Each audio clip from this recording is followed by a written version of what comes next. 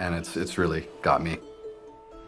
Instead of just windsurfing and just kite surfing and just stand-up paddling, when you introduce, like, foiling is so different. It gives you a variety of things to do. He already knows how to do all the sports, so now he just has to go out and do it. I'm not that super into it. Some of my guys are. I still like good old-fashioned riding on top of the water most of the time. Put it forward. Yeah? Yeah. I always go as far forward on these ones. This is where your love for hydrofoiling is going to come into play, because the worst wave is going to seem so much better.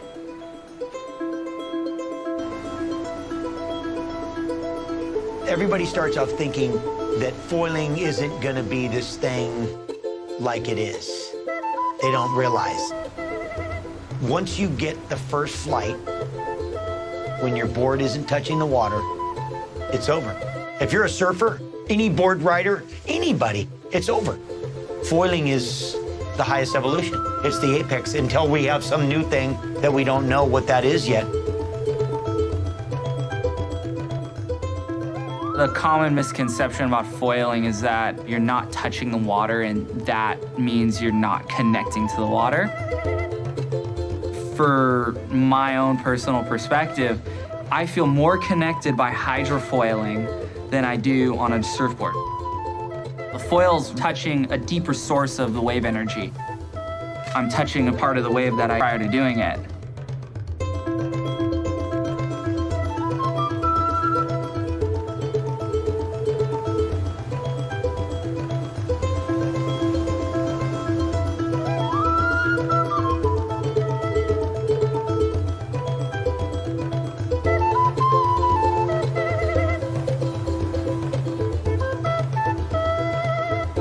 Because of the injury, I missed the beginning of the evolution of it. So I'm a little behind the ball. It's honestly the first time I've been behind the ball on something new within the sports that I do. Windsurfing, I was there right from the beginning. Kiting, I was there right from the beginning. Stand-up, I was there right from the beginning. It's a little out of my comfort zone in terms of normally being pretty good at stuff.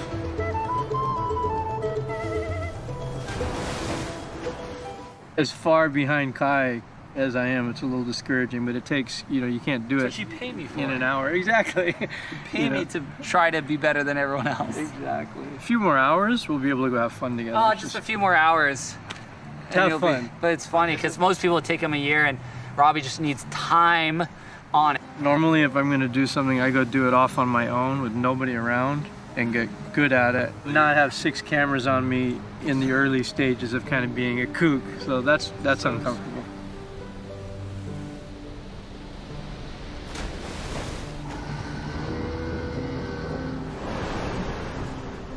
From the very beginning, Robbie worked at windsurfing.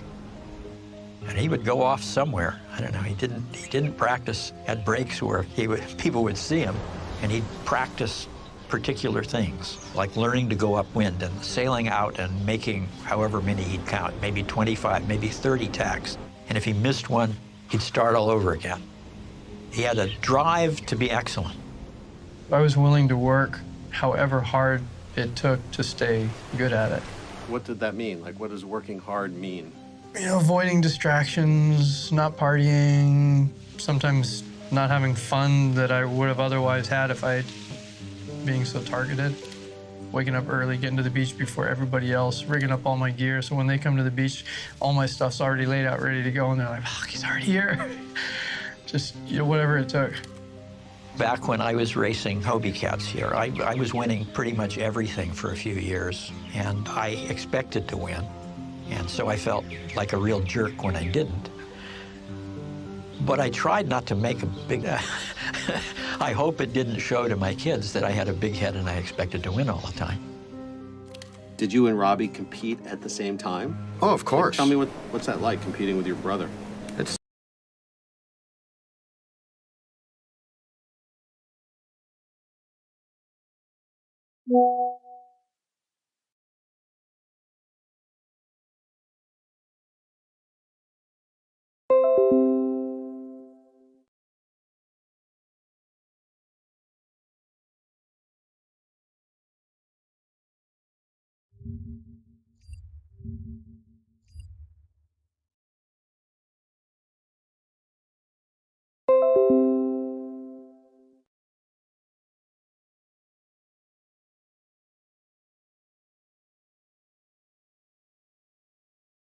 These expectations, it's a bit tough.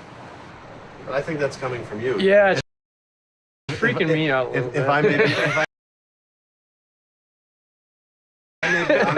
may be honest with you, I think it's coming from you. There's none of us are like, No. we're totally digging what we're getting, But on Robbie's side is, I mean, you know, we're all very competitive, and we are all probably our own biggest critic. I want to do a good job at everything that I do. And even the things that are out of my control, I'd like to be good.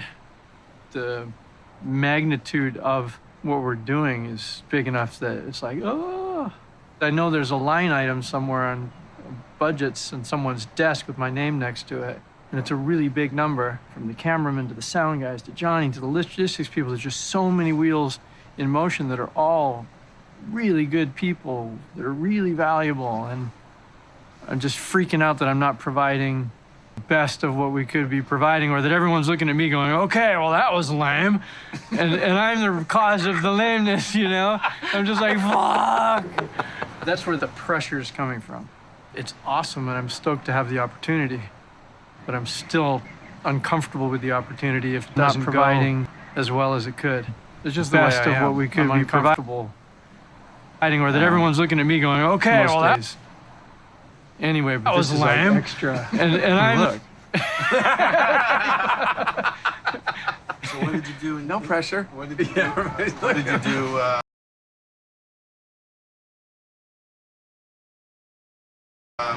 When you felt this way?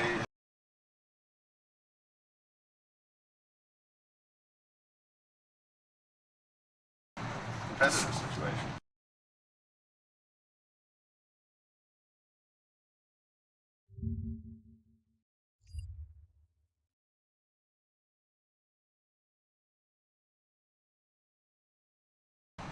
Well, I just go compete. Pressure is only on myself. I wasn't responsible for anybody else. I traveled alone. I trained alone, competed alone. I'm fine at being responsible for me. I don't know. I had a moment this.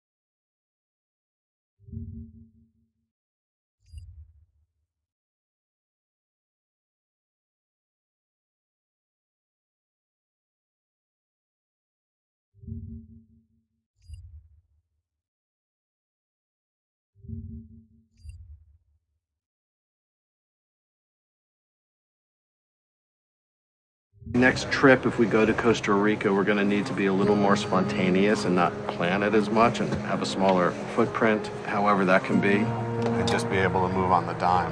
You know? I could do 3 cameras and no other crew, and he would probably be so psyched on that. Yeah. He wants it to be so good. He doesn't want to let people down, and that's kind of Robbie's nature anyways. He always wants to do things to the best of his ability and have people be psyched. When you are focused on competing, then you are forced into a real format. Like you're forced into a specific technique for that. We want to get to a point where we are personally in control of our feeling of accomplishment and our fulfillment. It's the most fulfilling aspect of your evolution. But, you know, it's not that easy.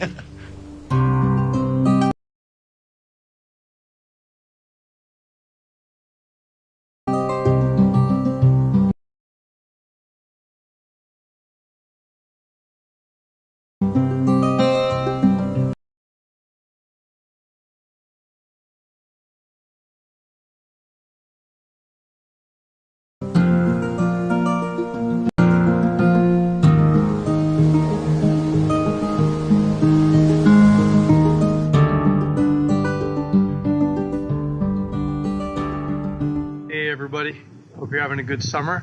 I just wanted to give you a quick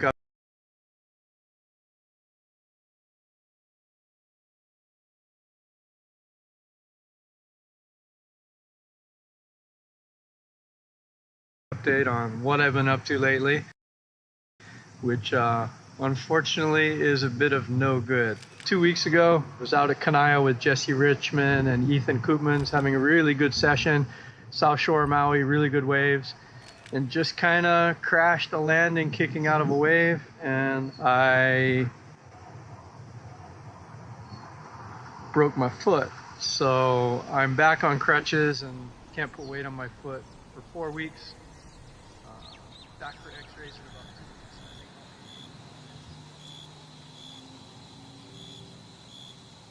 weeks. Don't film me doing this because I'm supposed to be on crutches right now, but walking around the house, I gotta cheat, right? Really up and down the stairs. So I just walk on my heel. So I'm not using the foot. Honestly, at the moment, the foot is like the least of my troubles because the pinched nerve in the neck from the herniated discs is just killing me. I've got, I guess, a bunch of arthritic stuff in there. Like I've got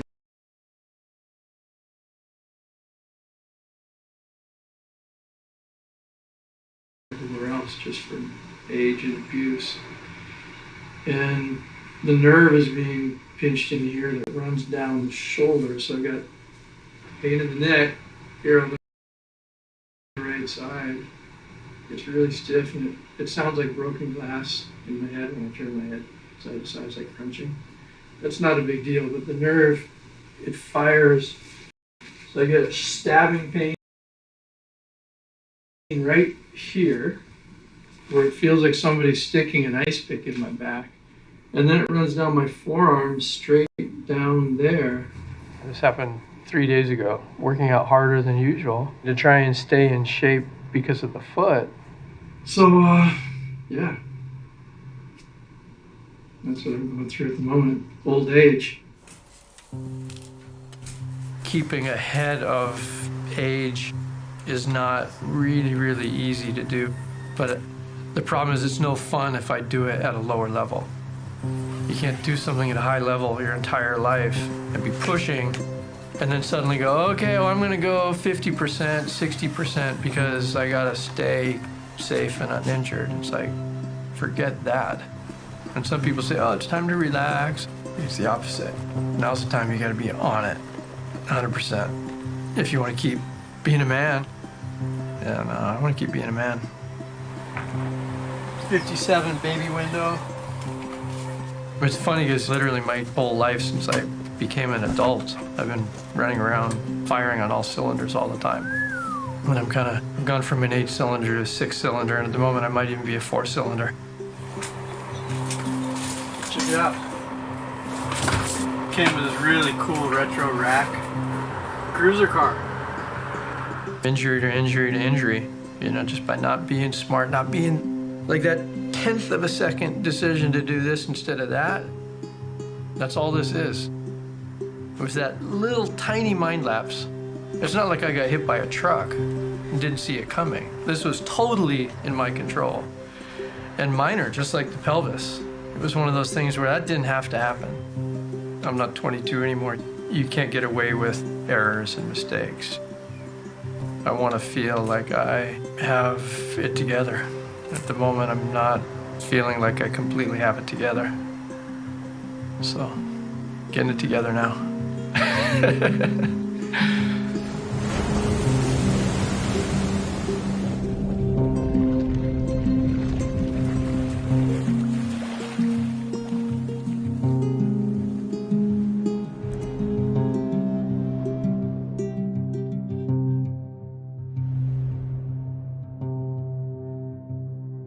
It was really difficult to make the decision to leave Nash and even Robbie.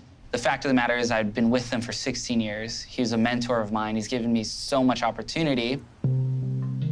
It was nothing ever against Robbie or his brand. It was more on a personal growth side, wanting to figure out what I needed as an athlete to go to the next level. And I think that's all sort of goes in line with growing up.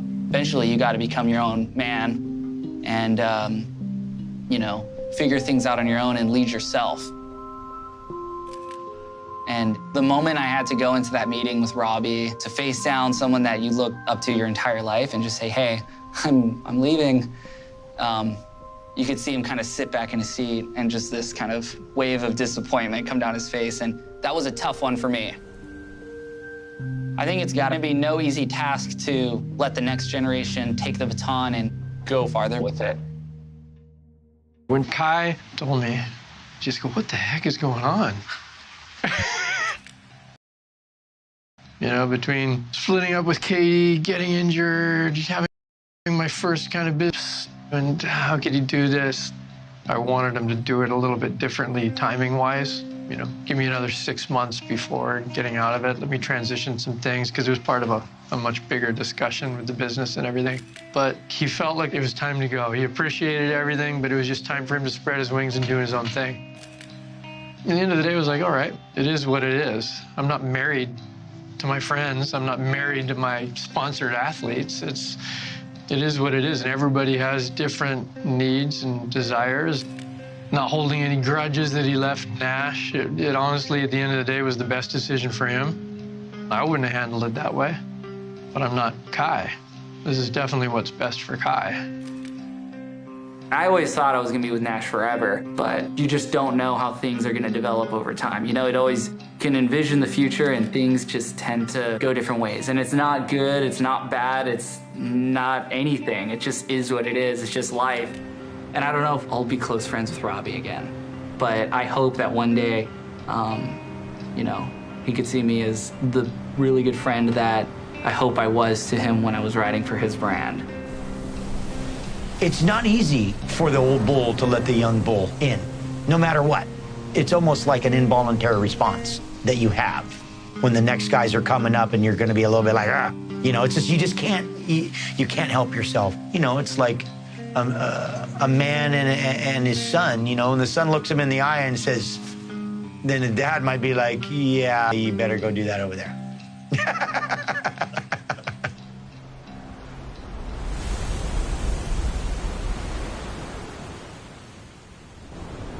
You know, surfing, because it happens in this world where everything's moving, it becomes a great metaphor for life. There's not any signposts, you know, it's just kind of this arbitrary position and a lot of factors involved in being in the right spot. So there's one surprise after another. And a common occurrence is a circumstance called getting caught inside. You know, getting pounded. When the set comes and you realize, shit, not only am I not going to ride this wave or any of these waves, but they're going to ride me. Robbie's had kind of a run of bad luck. This is just another instance of getting caught inside. He knows what to do. You keep paddling. That's what Robbie's doing.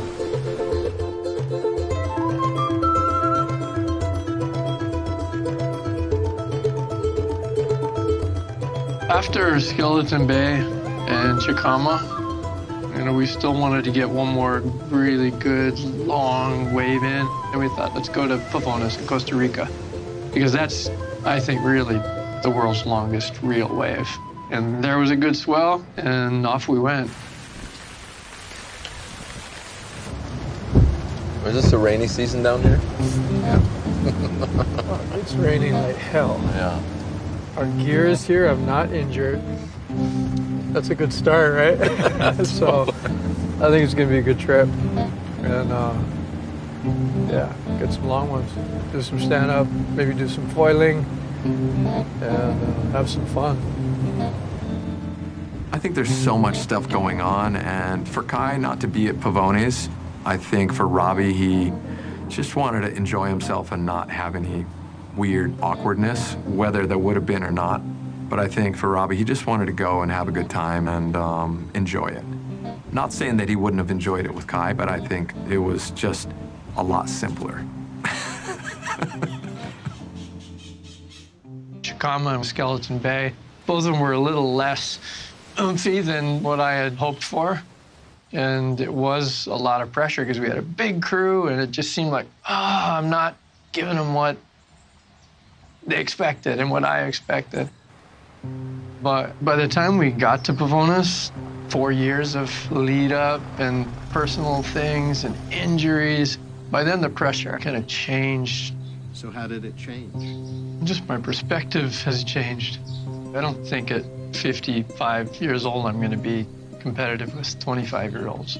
My new 100% isn't what it once was, and that's sometimes a little hard to swallow because the act of riding, I want to do. It's good to still be out there, and I do want to maintain a respectable level in everything that I do. And even though no one's quantifying what I do, oh, you got second place, not first, or 10th place, not second, it's still something that I take really seriously. 11 o'clock low tides in an hour. Staying relevant is still important to me. You know, I'm dealing with it myself. You know, I'm going to be 50, and it's that time, you know, where we don't like to hear that, dude, you're getting old. We don't want to ever basically say, okay, I get it, I'm old, so I'm good. It doesn't even work, you know? So you go, I'm an athlete, and I'm always gonna be an athlete. I may be a slower athlete, but you want to still show that you're a force to be reckoned with, like you were when you're, you know, younger and in the game. Oh, Robbie, what do you think? Wait for the tide to fill in and... Yeah, hurry up and wait. Since it's Robbie's first day, I just want to make sure we're all on point. Tyler's going to be shooting establishings on the beach if he walks it. And there's a big rock that says Jesus on it. And that's usually where you paddle out when it's big. Jace, get the in-water stuff right when he walks in. Drone is master shot. You will have the shot. We just have to be ready at all times. So like, Robbie walks out the door and goes, you know, I get anxiety thinking about Pavonis. Why? Because I want, there's no fourth location. I want to score. Yeah. My dad's not gonna stop. I mean, he always says he will keep doing this until he dies, which is really sad, but maybe it's the truth. Well, I'm gonna head out there. I just hope that the adventure that my dad is on now, he's doing because he knows in his heart that he's gonna be happy. Because he deserves it. It's a surfer's paradise here, you know? It's long, it's glassy, it's the right amount of power. It's a perfect spot for Robbie. If he can get a bomb, he can go from around that corner up there, all the way through this section out in front of us, all the way down to this beach landing down here. All the things that Robbie had going on, I mean, that's a lot for any individual. Everything from dealing with family, having his own business, to handling the top athletes, being an athlete himself that has to produce all the time. That's a lot of pressure, and not many people can do it. Life has some rocky roads, right? But one thing that we surfers can rely on is the ocean. We can't rely on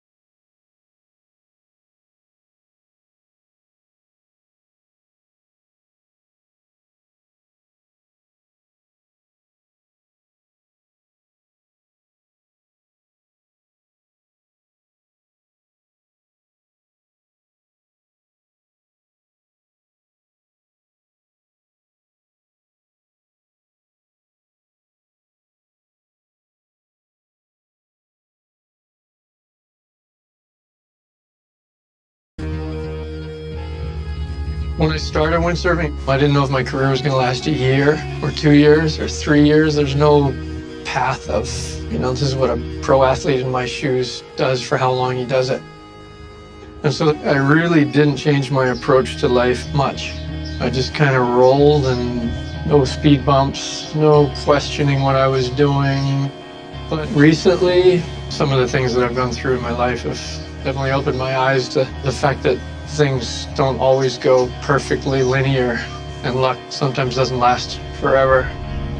It's kind of like surfing. You kind of ride one wave and connect it to the next one and connect it to the next one. Every once in a while you take the wrong wave and you get stuck on the inside and you get a bunch on the head. You try to paddle out and you're getting them on the head and getting them on the head. And I feel like I've gotten a whole bunch on the head lately. But I'm finally back out and ready to catch some more.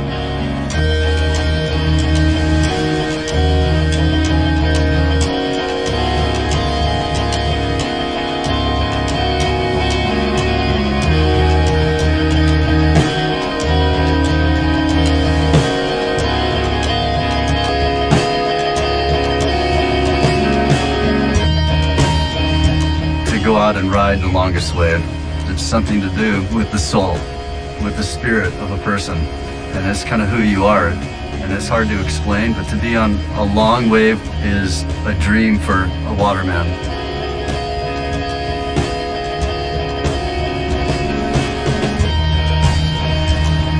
Robbie's always been that guy that wants to make the best of every wave. He's always had this style of naturally wanting to use every wave individually, which is very old school.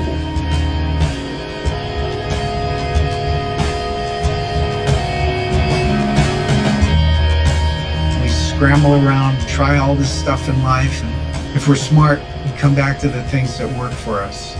Being in the water, it does something. I mean, it's satisfying in a way that nothing else is.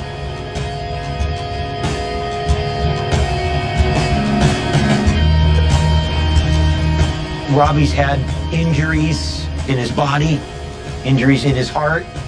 To be in the ocean and ride waves, he's looking for healing. And lucky for him, he knows where to find it. He knows it's in the ocean. That's what helped him when he was young. It's going to help him when he's old.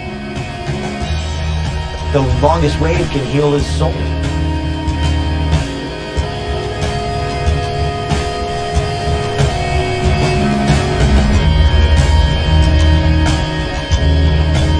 Life is a constant challenge.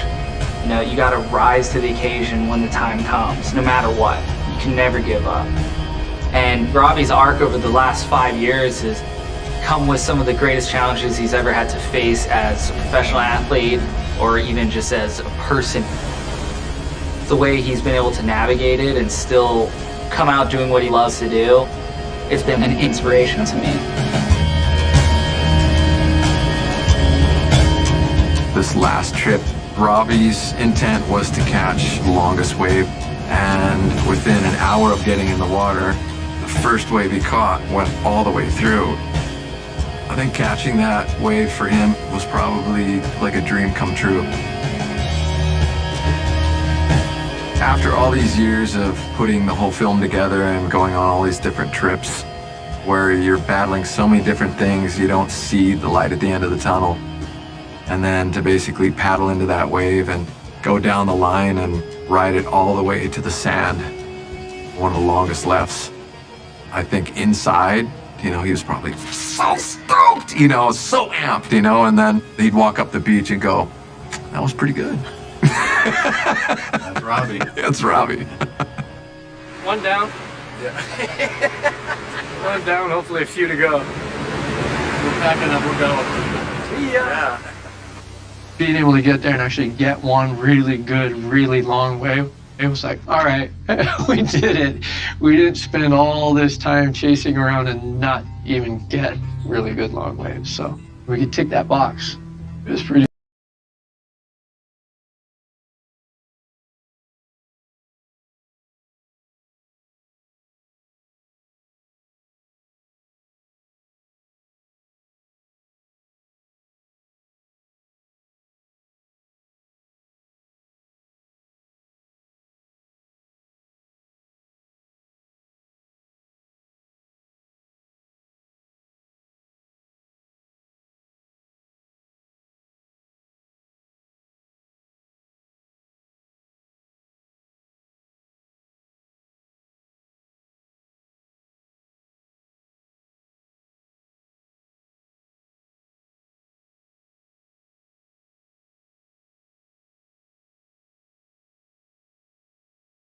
come in and ride the updraft on the waves.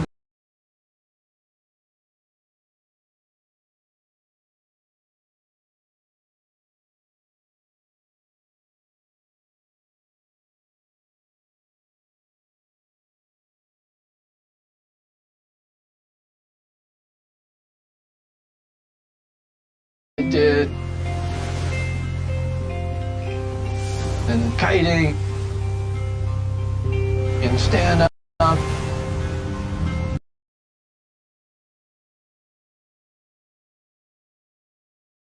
I'm just learning how to foil, and now it's just full on. That's how fast things can change.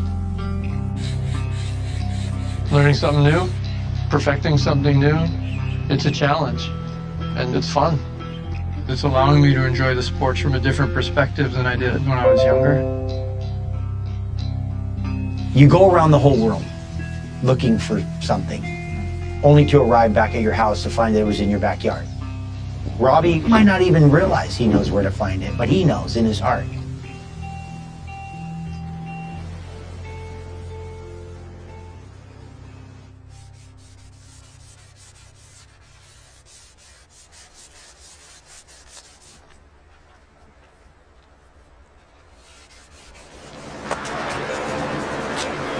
Hey, Rob. Raining hog out here, huh? 2 weeks ago, I got to go foil with Robbie at Kahului Harbor, and I'll tell you, the conditions were atrocious. But it was really fun to connect with him again, and you know, he was doing a Brazilian TV show, and he was like, hey, I'd like Kai to come. I was surprised by the call, and I was immediately happy to do it. I'm like, yeah, absolutely, count me in. I'll see you down there. It's kind of like a throwback to the old days, which was like a year ago. This week on Old and Fat, we interview Surfer Kai Lenny, who is not yet old nor fat. It all happens though, yeah? Eventually. Damn it. Being able to just hang out with Robbie in an environment where it wasn't about business, it wasn't about, you know, anything more than just going out on the water and having fun. It felt more of a friendship than maybe it ever has. We spent a couple hours out there just foiling our brains out, and I really, really enjoyed that session. I think Robbie can be sure in his heart that his legacy is extremely strong, and if anything, it'll last longer than just about anyone that ever came before him and even after him.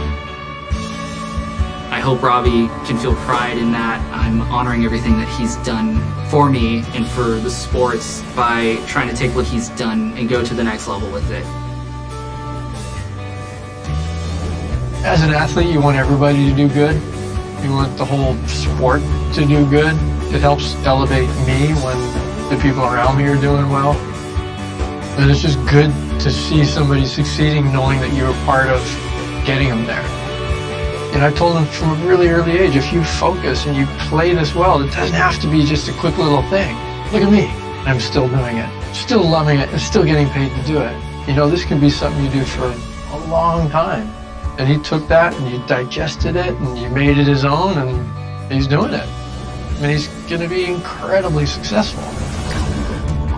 In a real roundabout way, this whole journey that Robbie's gone on for the last couple years trying to catch the longest wave of his life, it's really come down to just the purity of having fun. It doesn't matter what anyone thinks, it doesn't matter what he did, it doesn't even matter what the future holds, it's just what matters right now. It's more about just the pure stoke of going down the line with your friends. To get to ride a wave for a real long time is something very rare. When you got a long time on a wave, you got time to think, time to look around, admire the view, time that you never have on a short little wave that, you know, could be 2 or 3, 5 seconds long. Robbie's been riding his waves since he was a little kid, and he's still riding it. And he's riding it now better than when he was riding it as a little kid. So it's been a goddamn long way for him. Life's what you make it. Make it a good one.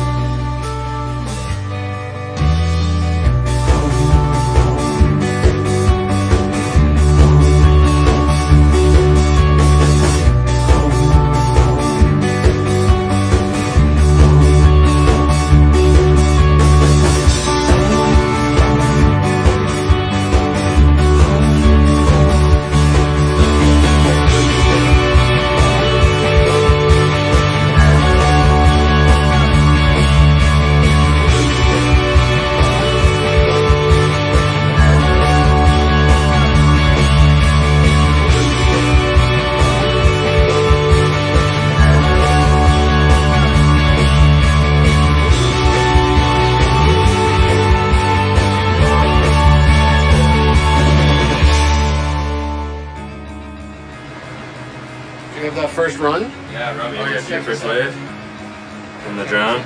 The best part is Chuck's like right in the background. Oh, that's a nugget in there. Yep. Sick. Cranked some good turns too on the inside. That is so cool to have the drone. Yeah, it's you're like locked in. Thanks, Joe. I actually started kind of disconnecting right here, and this is the part where I start rising and showing like how far you came. That is a great shot, huh? Dude, I love how you and Chuck just kept going the whole way. Oh, So there's this little sick. nuggety section in here. Very cool. That is awesome. Not bad for your first wave.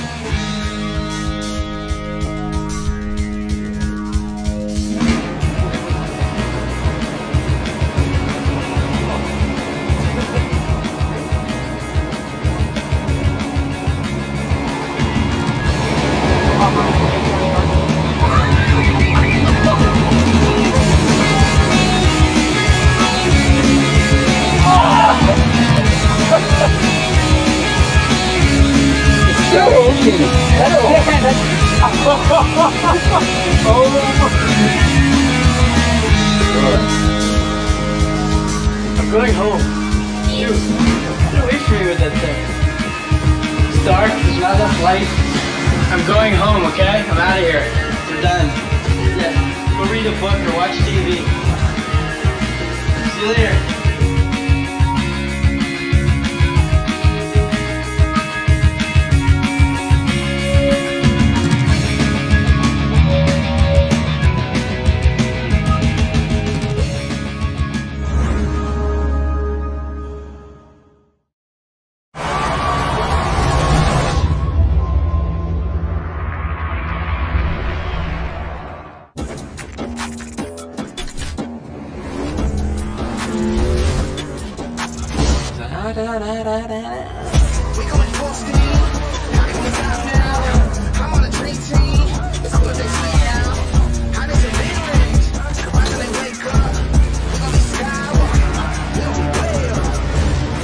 What?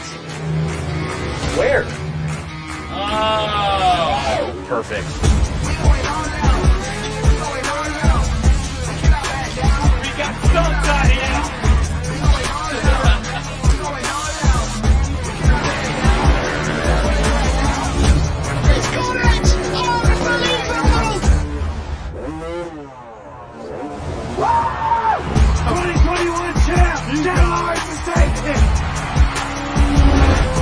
Motorsports on Red Bull TV.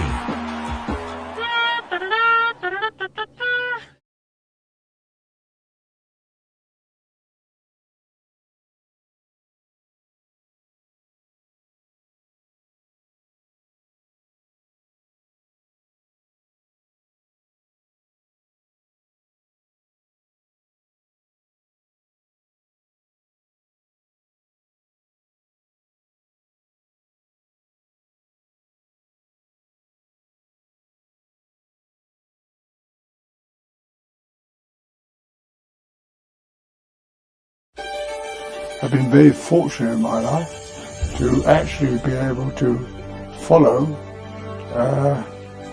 careers in what I love doing. Prima di tutto, per fare questo mestiere lo devi amare. Quindi se tu ami una cosa, tu la vuoi.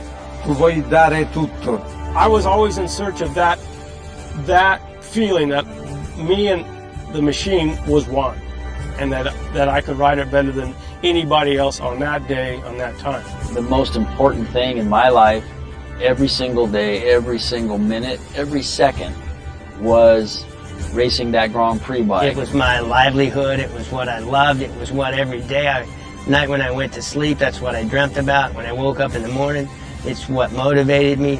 You know, it's what you love first and foremost, but it's also your livelihood, you know, and the World Championship is everything, you know. At that point in time, there's nothing else counts but that World Championship or that winning that race. Quando si inizia a correre è già un sogno vincere una gara, no? E invece essere diventato uno dei più forti, uno di quelli che ha vinto di più, è un grandissimo onore per me.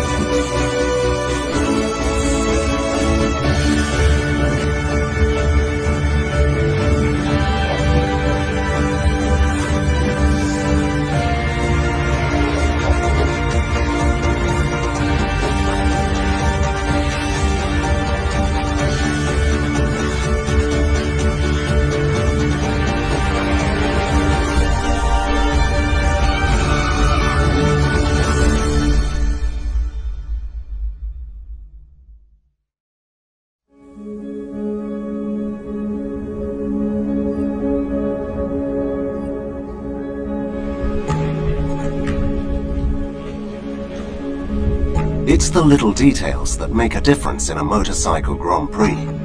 Success does not just depend on ability and talent alone. That must be added with effort and teamwork.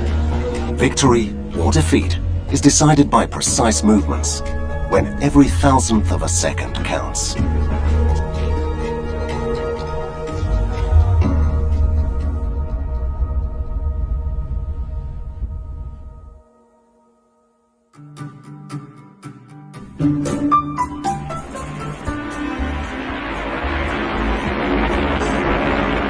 The prestige of the MotoGP World Championship has been forged over 70 years of racing, of dreams, of successes, and of failures. Ever since 1949, the passion, the engineering, and above all the speed of this series have turned it into the very pinnacle of motorcycle racing. At the conclusion of the war, it took several years before Europe was reorganized enough in order to contemplate motorsports. Remember, motorcycle Grand Prix racing began 1 year before Formula One. They started in 1950, we started in 49. 1949 onwards, from the start of the championship, the dominant producers of motorcycles in the world were British factories. And of course the factories went racing. Norton, Matchless, Velocette, all these names. If you wanted to sell motorbikes, you had to race. The industry lived in Italy, the industry lived in the UK, so that's where the riders came from. So the riders who were there through, I mean, they were superb ambassadors for the sport, and they were very well accepted by the public, and this was what helped to make the motorcycle sport so popular.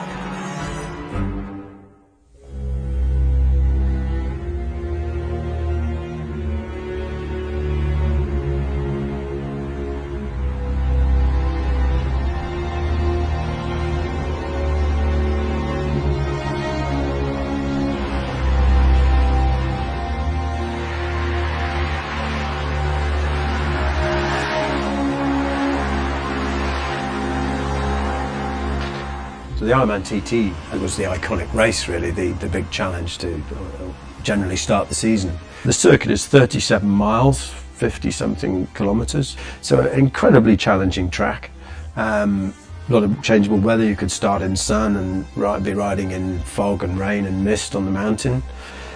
It's always been a course described as the world's most dangerous. It was a tough time. You had to be particularly strong-minded to race motorcycles and race cars in that period, but it was the spirit, you know, the spirit that some would say that they had when they fought in the war that wasn't that far gone. It was the way they lived. Obviously technical considerations have changed considerably, and probably the styles, how you have to ride, but just the same, I think competitors today must still have that same urge of coming together with a piece of machinery, which is a wonderful sensation, and something which, you know, I love.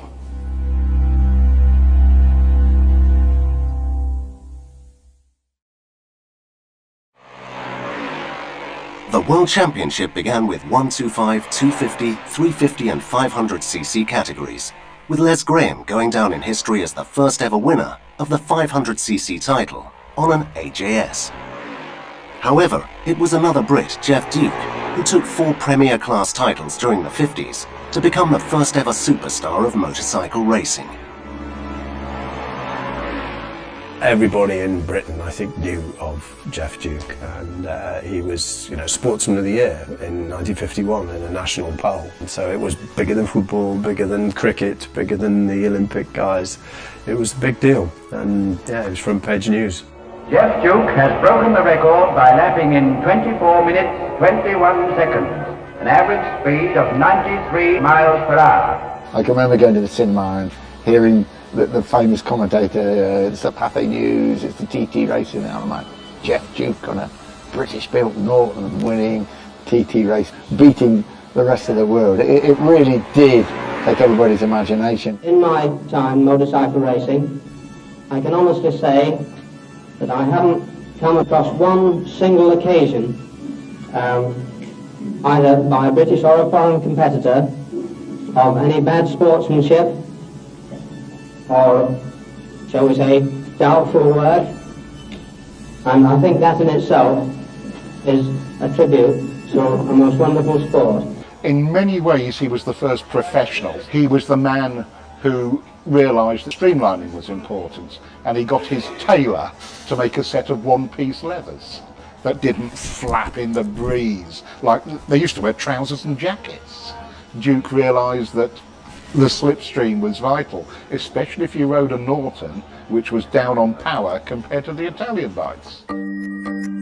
Gilera won 2 500cc titles with Umberto Massetti in 1950 and 1952. But Duke was not prepared to give any more titles away, certainly not without a fight. The Italians had power, 4-cylinder engines. The British had motorcycles that went round corners, little, light, low power.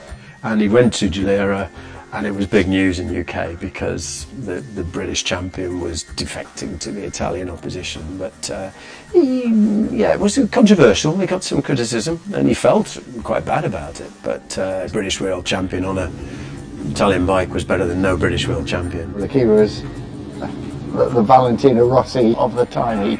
He made the headlines. He certainly put motorcycling on a different level.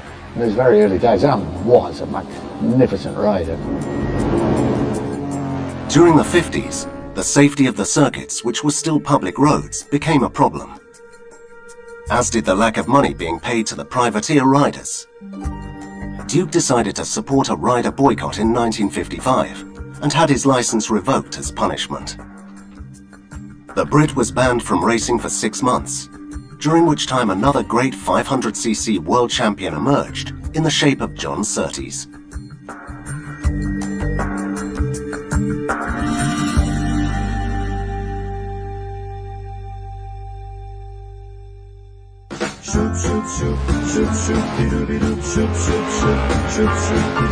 Following on from the early dominance of Gilera, MV Agusta entered the scene. In the mid-50s, the Italian factory claimed 8 titles in the smaller categories with Carlo Ubiali, but it was Surtees who took them to their first 500cc crown. The British legend would take 4 Premier Class titles in all, and a further 3 in 350cc. Why Surtees? Technically incredibly astute. He was a very good engineer, could build his own bikes. He understood from first principles how a motorcycle worked. But he had as well as that sheer focus, that will to win. I don't know what you call it, it's what champions have that the rest of us do not have. And Surtees had that as well. And it didn't always make him popular, and he didn't care. He was there to win. He was world champion, reigning champion, uninjured. He was bored winning races because they wouldn't let him race cars. And he was asking permission to be able to race automobiles as well, but the factory wouldn't allow it, so he went to Formula One and won the Formula One championship. I mean, it's an achievement that will never be matched. I can't believe it's ever going to happen again. I have wonderful memories of both. If I had to look at the one which gave the most satisfaction for having got it right, I must say the motorcycling one would be probably in the forefront. Despite the early success of the Italian manufacturers, in 1958 they withdrew from World Championship activity. Families were struggling with the cost of racing. MV originally said they would withdraw as well, and then mysteriously decided to come back as the only one. Racing was an expensive operation, and you had world travel involved. There was no real big rewards, no sponsors. These were unsponsored teams. The reason all the Italian manufacturers pulled out of the championship, the Gileras, the Moto Guzzis, the Marinis, was purely financial. It was getting too expensive. Motorcycle sales were going down because, in Italy the Fiat 500 had arrived, so people could buy a car for their everyday transport. Motorcycles were no longer necessarily a transportation market. They were turning into a leisure market. After titles for Libero Liberati in 1957 with Gilera and Gary Hocking in 1961 with MV Agusta, came a period of decline for the Italian manufacturers. Enter Honda. the first Japanese constructor destined to dominate the world of motorcycle racing.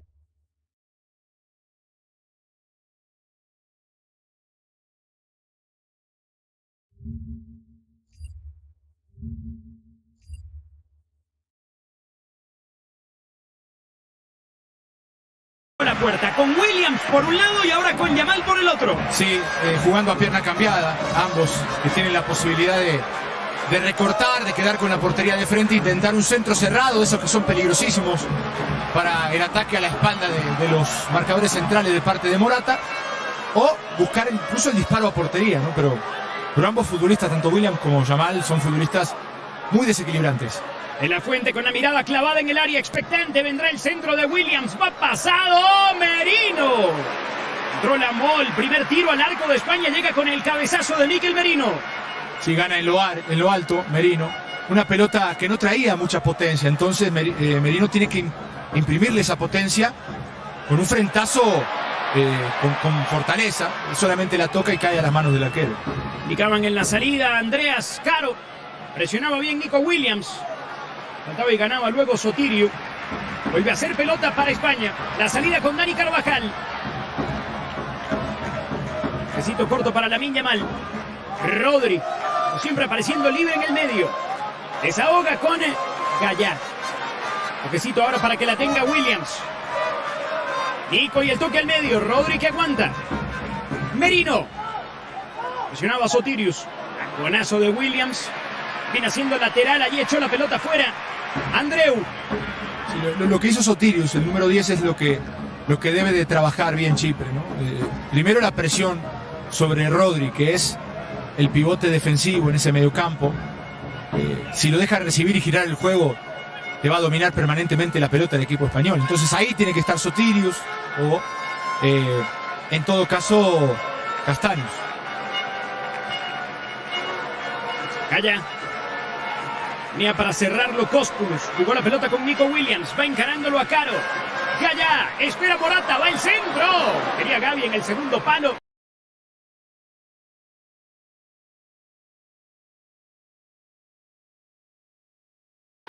La verá salir. Llegará el tercer córner español. 7-8 del primer tiempo. Se suma Rodri también, como siempre, Laporte. Ha bajado a dar una mano el capitán Piero Sotirio. Al centro. Pelota del arquero. Se terminó complicando la vida. Segundo córner consecutivo. ¿Qué le pasó a Joel Mal? No tengo la menor idea. Era una pelota de rutina al primer poste, muy cerca de su ubicación inicial. Se le escurrió de las manos, ¿no? No la midió bien y no puso las manos firmes. Va a levantar Williams. Nico y el centro. Va pasado. Merino metió de cabeza en la esquina Morata. Lo bajó el capitán. Metió el centro de cabeza para sacar Sotirius. Carvajal atrás ahora. Calla. Quieren a la cancha España. No le da respiro a Chipre. Gavi. Rodri. Siguió y tocó atrás. Encontró desahogo con Unai Simón. Lo animando el público local. Laporte. Gallá. Picaba Gavi. No se animó Gallá. Quiere pasar para Nico Williams. Encara Williams. Va por fuera. Aguanta Williams. Cerca Gallá. Bueno, el apoyo de Gallá. Aguanta Rodri. Lo bailó a Sotirius. Encuentra desahogo y la tiene Carvajal. Dani de frente. Levanta el centro. Quería Morata. Pelota suelta en el área. Va metiendo de cabeza así para despejar Laifis.